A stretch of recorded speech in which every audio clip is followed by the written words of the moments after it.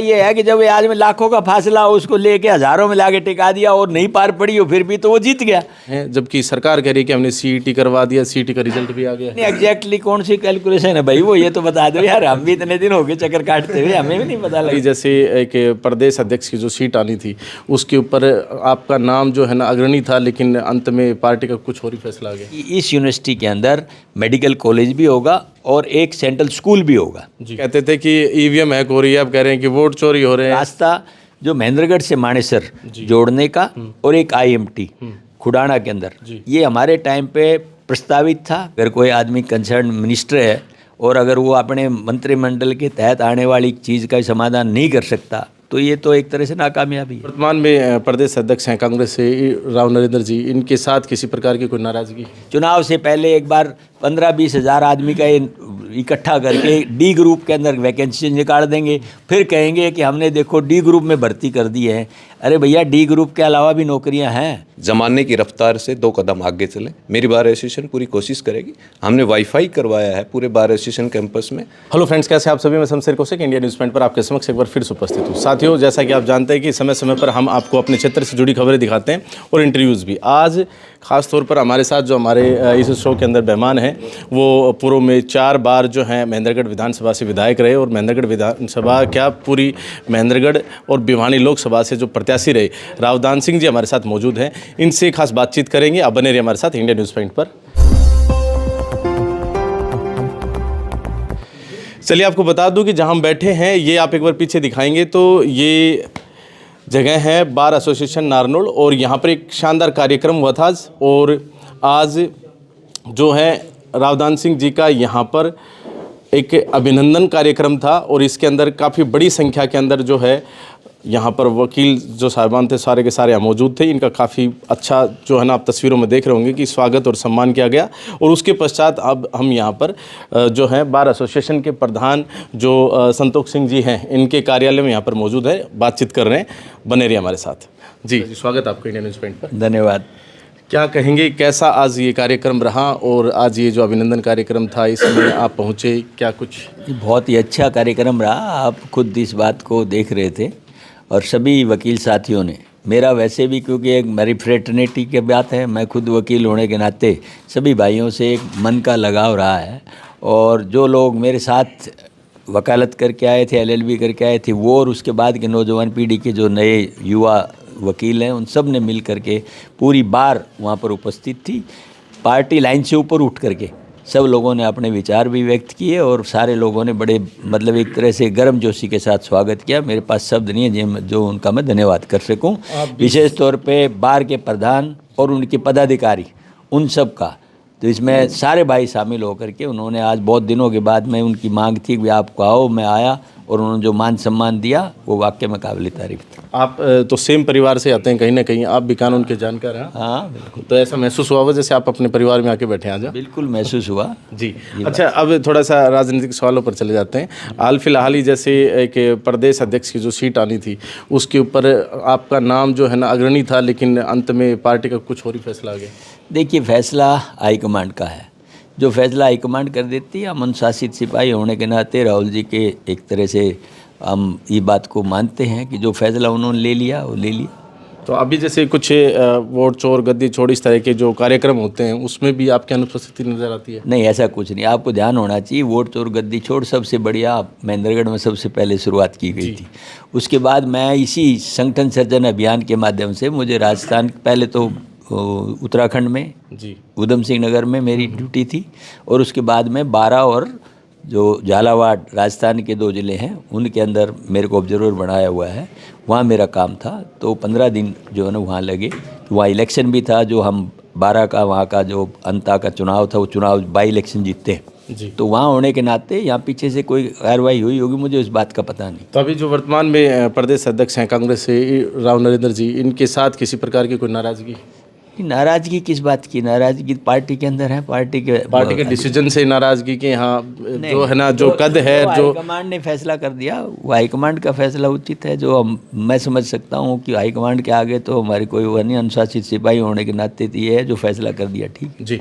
Long term जैसे चुनाव के पश्चात जो है आज हम एक साथ बैठे हैं, बाकी आप जो है ना क्षेत्र के अंदर जो विकास कार्य हो रहे हैं और जो पार्टी, जो शासित पार्टी अभी काम कर रही है, इसको किस प्रकार से देखते हैं? देखिए, मैं समझता हूँ पार्टी जो भारतीय जनता पार्टी की है, इनकी बातों का कहना ज़्यादा है, कथनी और करनी में बहुत बड़ा अंतर है। आज कौन सा वर्ग है ऐसा जो खुश है इस बात से? आप मुझे बताइए। जो नौजवान पीढ़ी है बेरोज़गारी की दर दर ठोकरें खा रही है, जहाँ तक महंगाई है आसमान को छू रही है, कानून व्यवस्था है, आप अंदाज़ा लगा के देखें प्रतिदिन जितने मर्डर, जितने रेप, जितनी घटनाएं डकैती की हो रही हैं, जितनी गैंगस्टर्स एक्टिविटी हो रही हैं, इससे पहले आपने कभी नहीं देखी होंगी। तो सरकार एक तरह से मैं समझता हूँ सब कार्यों के अंदर विफल है। जहाँ तक किसान की बात आती है, ना उनको खाद टाइम पे है, ना उनको बीज टाइम पे है, ना उनको किसी तरह से फसल की जो परिश्रम के बाद पैदा की हुई है उसका MSP दिया जा रहा है। यानी हर तरह से देखा जाए तो एक खुशी, नाराज़गी और एक तरह से मायूसी लोगों के अंदर देखने के लिए मिल रही है। जी। अच्छा, अभी जैसे आप अपने इस इलाके की बात करें, पूरे क्षेत्र की, तो आप विपक्ष के एक बड़े नेता अपने आप में, आप किस प्रकार से जो है अब आवाज़ उठाएंगे ताकि यहाँ जो भी आपने समस्याएं गिनवाई इनके ऊपर भी कार्य हो सके और इस क्षेत्र का विकास हो सके?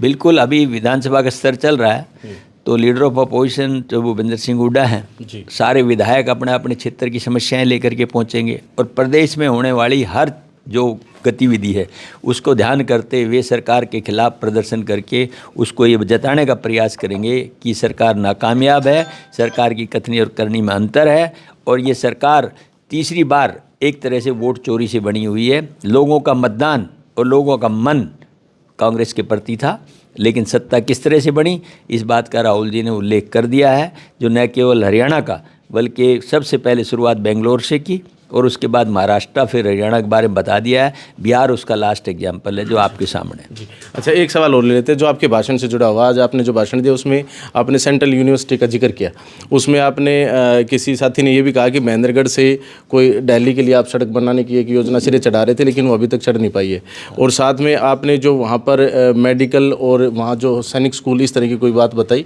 वो सेंट्रल स्कूल, उसकी बात बताई। वो बेसिकली जब प्रोग्राम बनाया गया था, अर्जुन सिंह जी उस टाइम पे HRD मिनिस्टर थे और उनके मतलब नेतृत्व में ही इसके फाउंडेशन रखा गया था और उस टाइम ये तय किया गया था कि इस यूनिवर्सिटी के अंदर मेडिकल कॉलेज भी होगा और एक सेंट्रल स्कूल भी होगा जी, जो वहाँ पर आयोजित है। ज़मीन भी हमने उसी हिसाब से दे रखी है उनको कि ये दोनों चीज़ें होंगी, लेकिन बाद में सरकार पलट गई और उसके बाद में सरकार ने उन दोनों को छोड़ करके अब सिर्फ वहाँ पर सेंट्रल यूनिवर्सिटी है। अभी मेडिकल कॉलेज और सेंट्रल स्कूल लंबित हैं। हम समझते हैं कि वो आज नहीं तो कल जब भी सरकार हमारी आएगी हम निश्चित तौर पर उनको बढ़ाने का प्रयास करेंगे। एक रास्ता जो महेंद्रगढ़ से मानेसर जोड़ने का और एक IMT खुडाना के अंदर, ये हमारे टाइम पे प्रस्तावित था। इस सरकार ने भी भूले भटके कोशिशें की हैं कि गए एक बार फाउंडेशन रख दिया, लेकिन आज तक उसमें कुछ नहीं हुआ। तो वो सच्चाई की बात यह है, अगर ये दोनों चीज़ें हो जाती तो इस इलाके का वो उद्धार होता। नौजवान पीढ़ी जो हमारे बच्चों की प्रतिभा बहुत बड़ी है, उनके अंदर कैलिबर बहुत अच्छा है, लेकिन उनको अपॉर्चुनिटी नहीं मिल रही, जिसका नुकसान हम लोगों को हो रहा है, आने वाले पीढ़ी को हो रहा है। ये सरकार सिर्फ D ग्रेड पे लोगों को नौकरी देकर रखना चाहती है। इन्होंने आज तक कोई अच्छी नौकरी, अभी तक पूछोगे ना आप, जहाँ तक 122 इन्होंने पीछे SDOs की वैकेंसी निकाली, उनमें से ये पूछो हरियाणा के कितने। जहाँ जुडिशरी का सवाल आया वहाँ पूछो कि हरियाणा के कितने। यानी कहने का मतलब ये है कि बच्चे हरियाणा के इस बात से एक तरह से नाखुश हैं कि मेहनत हम करते हैं, हक हमारा है और उसका फ़ायदा किसी दूसरे प्रदेश के किसी साथी को मिलता है तो हम कहाँ जाएंगे। तो ये मायूसी है, नाराज़गी है। सरकार विफल है, 1 साल से ऊपर हो चुका है, लेकिन सरकार की कार्यप्रणाली किसी तरह से भी संतोषजनक नहीं है। शुरुआत में आपने कहा था कि जैसे जो क्षेत्र के लोग हैं या फिर हरियाणा राज्य के लोग हैं, वो जो भी युवा साथी हैं वो बेरोजगार हैं, जबकि सरकार कह रही है कि हमने CET करवा दिया, CET का रिजल्ट भी आ गया है। यार आप ये देखें ना कितनी भर्तियां हुई हैं उसके बाद। ये बताइए, चुनाव से पहले एक बार 15-20 हज़ार आदमी का इकट्ठा करके D ग्रुप के अंदर वैकेंसी निकाल देंगे, फिर कहेंगे कि हमने देखो D ग्रुप में भर्ती कर दी है। अरे भैया, D ग्रुप के अलावा भी नौकरियां हैं। जो पढ़े लिखे बच्चे, अब मैं एमएससी बच्चियों को मैं दिखा रहा हूँ जो चपड़ासी के तौर पे काम कर रही हैं, पीएचडी बच्ची पर चपड़ासी के तौर पे काम कर रही महिला, अब इससे बड़ा दुर्भाग्य और क्या हो सकता है। तो उस डी ग्रुप का हम करेंगे क्या? तो ये इस सरकार को देखने की ज़रूरत है। उन्होंने अभी तक अनदेखी की है, युवाओं की भावनाओं के खिलाफ उनका कोई रुचि नहीं है। एक सवाल और ले लेते हैं। जिले से ही स्वास्थ्य मंत्री हैं और यहाँ अगर आज की बात करें तो 2 दिवसीय डॉक्टर्स का धरना है पूरे राज्य भर में, क्या कहेंगे इस विषय पर? ये गलत है। अगर कोई आदमी कंसर्न मिनिस्टर है और अगर वो अपने मंत्रिमंडल के तहत आने वाली चीज़ का समाधान नहीं कर सकता तो ये तो एक तरह से नाकामयाबी है, जो नहीं होना चाहिए। तो साथियों, आप अपने सवाल भी जो है ना कमेंट बॉक्स में कमेंट कर सकते हैं। आने वाले समय में हम एक फुल इंटरव्यू करेंगे, क्यों साहब? हाँ, एक बार फिर से पुणे बैठेंगे और फिर बातचीत करेंगे और सारे जो है ना क्षेत्र से जुड़े सवालों को लेंगे उसमें। आज तो हम बार एसोसिएशन के इस कार्यक्रम में पहुंचे थे। एक बार यहाँ के जो बार एसोसिएशन नारनौल के जो डिस्ट्रिक्ट प्रधान हैं संतोष सिंह जी, इनसे बातचीत करते हैं। सर, स्वागत आपका इंडियन न्यूज़पेपर पर। धन्यवाद आपका, बहुत बहुत स्वागत है। बहुत अच्छा प्रोग्राम है, बहुत बढ़िया प्रोग्राम रहा। तो क्या कुछ मिला आज बार एसोसिएशन को पूर्व सिक्किस की तरफ से? सबसे बड़ा तो प्यार मिला जी। राव दान सिंह जी का जो हर वकील के प्रति, हमारी कौम के प्रति जो प्यार होता है वो बहुत अमूल्य है, वो हमें मिला। उनका आशीर्वाद रहता है साथ हरदम। आज 25 साल 30 सालों से है, बड़े भाई के तौर पे वो आए और एक उनसे देख के प्रेरणा मिलती आगे काम करने की। मंच पर अनाउंसमेंट होगी ई लाइब्रेरी के लिए भी कुछ यहाँ? हाँ, मेरी बार एसोसिएशन में ई लाइब्रेरी की सुविधा नहीं है जी। आज तक। तो समय है, दुनिया समय से 2 कदम आगे चलने की कहती है, लेकिन हमारे पास नहीं थी आज तक। आज भाई साहब ने ऐलान किया है तो मैं कोशिश करूंगा कि 1 जनवरी से इस बार एसोसिएशन को ई लाइब्रेरी की सुविधा उपलब्ध हो और मेरे वकील बिना ई लाइब्रेरी के ना रहें, ज़माने की रफ्तार से 2 कदम आगे चलें। मेरी बार एसोसिएशन पूरी कोशिश करेगी। हमने वाईफाई करवाया है पूरे बार एसोसिएशन कैंपस में। हमने डिजिटलाइजेशन के लिए हमने हमारा वेबसाइट बनवाई है। हमने हमारे वेबसाइट के साथ साथ हमने डायरेक्टरी के लिए भी हमने डिजिटल डायरेक्टरी भी हमने दी है बार एसोसिएशन को। हमने चैम्बर्स का भी एक बीड़ा उठा रखा है 300 चैम्बर्स के लिए। लगातार मेरी बार एसोसिएशन सभी वकील साथियों के सहयोग से प्रयासरत है। आज उस एक कड़ी में हमें एक कमी थी डिजिटल डायरी की, लाइब्रेरी की, वो आज एक कमी पूरी हुई है और 1 तारीख से रेगुलर वो मिलेगी सभी वकील साथियों को। बहुत अच्छी बात है जी। जी, एक और, वो 14 तारीख के लिए वोट चोर गद्दी छोड़ के एक महारैली रामलीला मैदान में राहुल जी के नेतृत्व में, खड़गे जी के नेतृत्व में आयोजित की गई है, जिससे मैं समझता हूँ कि समस्त हिंदुस्तान से लोग पार्टिसिपेट करेंगे और बहुत बड़ी महारैली जो है ना वो आयोजित हो रही है हरियाणा में, जिसकी अहम भूमिका रहेगी क्योंकि हरियाणा 3 तरफ से दिल्ली को घेरता है और हमारे भाइयों ने भी बहुत अच्छा प्रयास किया है। आज इस कार्यक्रम के साथ में उन सभी साथियों से ये भी तय करने का तय था अभी हम किस तरह से चलेंगे, कहाँ से चलेंगे, कहाँ इकट्ठे होंगे और कैसे वहाँ मिलेंगे। इन सारी प्रिपरेशंस का भी एक इशू जी। बहुत अच्छी बात है, लेकिन अब ध्यान आ ही गया है तो वोट चोर गद्दी छोड़ पर ही एक सवाल कर लेते हैं। कई बार हम बीजेपी के नेताओं से बातचीत करते हैं तो वो लोग कहते हैं कि अभी परिणाम जो आए हैं बिहार में या पहले भी जैसे हरियाणा में, तो यहाँ पर ऐसी कोई चोरी वाली बात नहीं है, क्योंकि बड़े बड़े ऐसे नेता हैं जो जीत भी गए और बड़े बड़े ऐसे नेता हैं कांग्रेस के जो हार भी गए। तो ऐसी तो कोई बात नहीं है, चोरी वाली तो कोई बात नहीं है। कभी चोर ये कहेगा मैंने चोरी करी है, ये तो मना ही करेगा बस फिर खत्म बात।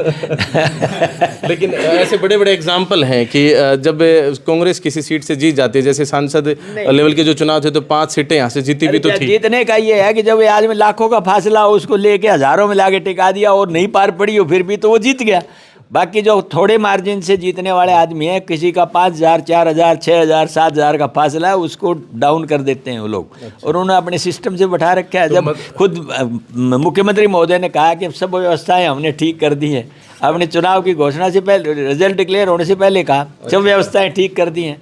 तो रणवीर जी ने कहा था जीतने से पहले 41,000 वोटों से जीतेंगे। हाँ, पहले कहा उन्हें चुनाव से पहले बोले 41,000 वोटों से जीतेंगे। कैलकुलेशन लगा के कितने तो इतनी एग्जैक्टली कौन सी कैलकुलेशन है भाई, वो ये तो बता दो यार, हम भी इतने दिन हो गए चक्कर काटते हुए, हमें भी नहीं पता लगा। अच्छा, वो कहते हैं कि पहले कभी कहते थे कि ईवीएम हैक हो रही है, अब कह रहे हैं कि वोट चोरी हो रहे हैं, तो आगे कहीं हैक से ही होती है ना चोरी, तो कई तरह की बातें होती है ना।